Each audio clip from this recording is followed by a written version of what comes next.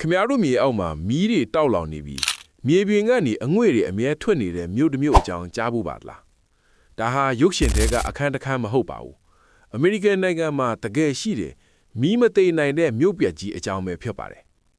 အရာအလုံးက1962ခုနှစ်မှာစတင်ခဲ့တာပါမြို့ရဲ့အမိုက်ပုံတစ်ခုကနေစတင်ခဲ့တဲ့မီးဟာမတော်တဆမီးအောက်ကကြောင်မီးသွေးတွင်းတွေစီကိုကူးဆက်သွားခဲ့ပါတယ်အဲ့ဒီအချိန်ကစလို့ဒီနေ့အထိနှစ်ပေါင်း60ကျော်ကြာခဲ့ပေမဲ့ဒီမြေအောက်မီးဟာငိမ့်သက်လို့မရပဲတောက်လောင်နေဆဲဖြစ်ပါတယ်ဒီမြို့ရဲ့လမ်းမတွေပေါ်မှာရှောက်ကြည့်ရင်လမ်းကြောင်းတွေဟာအပူချိန်ကြောင့်အက်ကွဲနေပြီးအဲ့ဒီအက်ကြောင်းတွေထဲကနေအစိတ်သစ်အငွဲ့တွေနဲ့အပူငွေ့တွေဟာဒလိမ့်လိမ့်ထွက်နေတာကိုတွေ့ရမှာပါမြေပြင်အောက်ပေရာကနန်းမှာတောက်လောင်နေတဲ့အပူချိန်ဟာဖာရင်ဟိုက်1000ကျော်အထိရှိနေတတ်ပါတယ်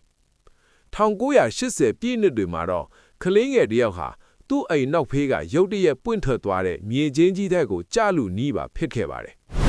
ဒီလိုအန်ဒီယယ်ဒီများလာတာကြောင့်အစိုးရကမြို့သူမြို့သားတွေကိုအကုန်လုံးဖယ်ရှားပေးခဲ့ပြီးမြို့ကိုလည်းမြေပုံပေါ်ကနေပယ်ဖျက်လိုက်ပါတော့တယ်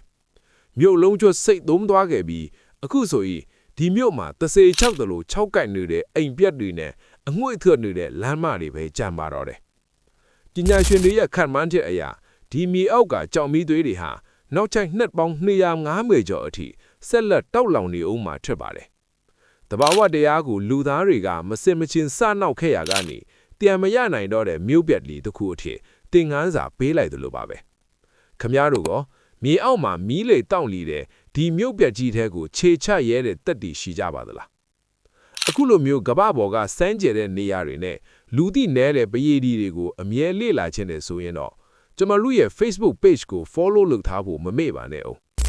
ပုံမဆုံလင်တဲ့ကမ္ဘာအံ့ဖွယ်ဗီဒီယိုတွေကိုကြည့်ရှုဖို့ကျွန်တော်တို့ရဲ့ YouTube channel ကိုလည်း subscribe လုပ်ထားပေးကြပါအောင်ခင်ဗျာ